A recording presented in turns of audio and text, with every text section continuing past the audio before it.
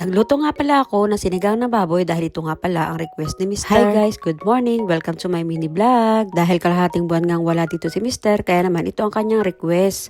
Kaya nung sabi niya pauwi na siya ay dali-dali ako nag-prepare ng aking mga lulutuin. Kaya naman nagpainit na ako ng oil dyan at saka ko naman inilagay ang ating bawang sibuyas nung mainit na yung ating mantika. At saka ko naman ito minekos-mekos at iintayin lang natin ito maging golden brown at umamoy ng mabango At guys. nang Naging golden and brown na nga ito ay saka ko naman inilagay ang ating kamatis. At nang mailagay ko na nga ang ating kamatis, ay minekos-mekos ko lamang ito at saka ko nga ito tatakpan. At nang binalikan ko na nga ito at ito na ang naging kanyang itsura. At nang matapos ko na nga itong pisat-pisatin, ay saka ko naman inilagay yung ating karne. Ito nga pala guys na karne ang ginamit ko ay ribs at yung kaasim. At na may hulog ko na nga yung ating karne ay minekos-mekos ko lamang ito at saka ko naman ito tatakpan at saka ko ito babalikan. At nang binalikan ko na nga ito guys, ito na ang kanyang nag-iitsura at saka ko naman to nilagyan ng 2 basong tubig at saka naman tinakpan ko muli ito. At nang binuksan ko na guys, ito na nga ang kanyang nag-iitsura, kumukulo na nga ito. Ito nga pala guys ay pinakulaan ko to na mga 30 minutes hanggang sa lumambot ang ating mga karne. At nung sa tingin ko nga ay malambot na yung karne, saka ko naman inihulog ang ating talong. Tatakpan ko nga lang ulit ito at aantayin maluto yung talong at saka ko muli itong babalikan.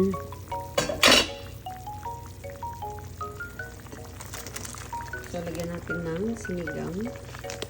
Isang palok.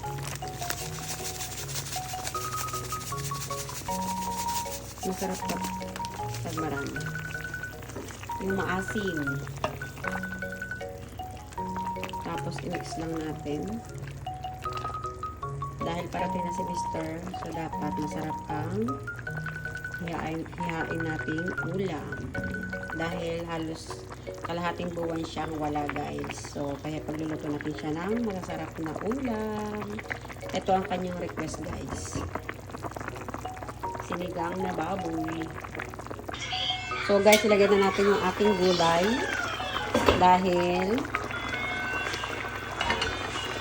2 minutes na nandiyan na si Mr. So, ito yung ating gulay. Ilalagay natin dito yung lahat. Mahugasan ko na po, guys. Yan, mas masarap, mas maraming gulay. Gusto daw niya is yung malambot-lambot. Ako naman, gusto ko naman yung matigas, crunchy-crunchy. Siyempre, mas masarap yung matigas. So, ayan. Ilubugin lang natin yan dyan, guys. Tapos, tatakpan ko na para maluto na siya. So, ayan guys, nagawa na rin ako ng sausawan. Ayan. Tapos, lagyan natin ng lemon. Bagoong yan with lemon at may sili. So, ayan guys, i-check natin ang ating sinigang. At inilihok natin na botchoy. Ayan, pwede na siya. At syempre, tikiman time muna. So, ayan guys, tikman na natin ang ating sinigang na baboy. Kuha tayo ng kutsara. Grabe, ang sarap nito.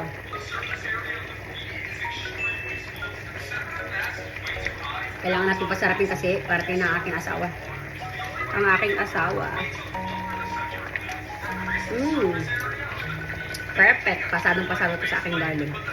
So, yun lang guys. Abangan ninyo ang ating kainan. Kain na tayo guys ng ating sinigang.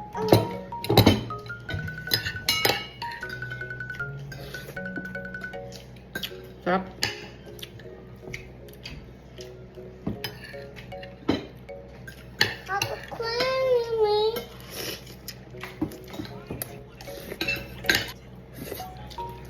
Ang bago. What? So guys, ang luto ko. It was Hmm? the water. Here. I think this is the water. And this is the food. Malaking sili guys kumain. May kagat din. May kagat din guys. Hindi na kagat. Sarap ng gulay. Ang nalagay ko ditong gulay guys ay ano, botchoy at saka talong.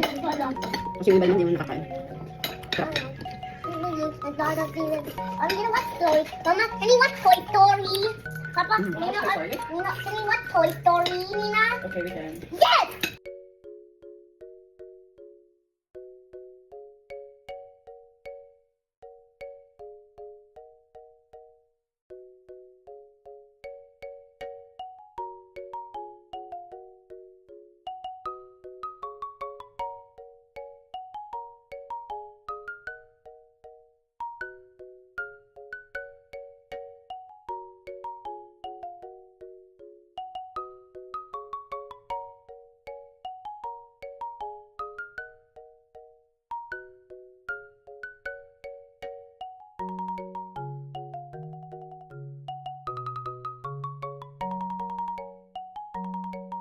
So yan guys, ito ang ating dessert. After natin kumain, nagluto nga pala ako dito ng palitaw sa lapik. Ayan.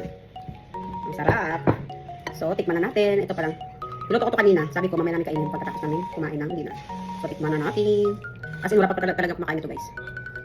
Saka pinalamig ko para hindi sobrang init. Minit pa rin pala. Ang sarap. Nagmantika na nga siya guys, oh. Kasi namin yung ano, gata. Quality guys.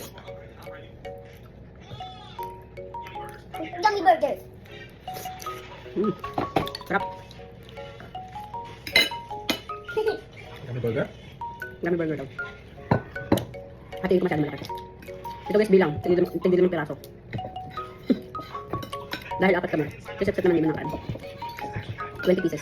Ito mo. Oh my god! Ginawa natin palitaw. Mama, that's not my favorite. Mm-hmm. That's not my Hindi favorite. favorite. That's not my favorite. I'm eating my own chocolate. Mm-hmm. I'm eating Reese's Cup. Papa is only eating my Reese's Cup. Sarap. Try nyo natin to. Palitaw sa latik.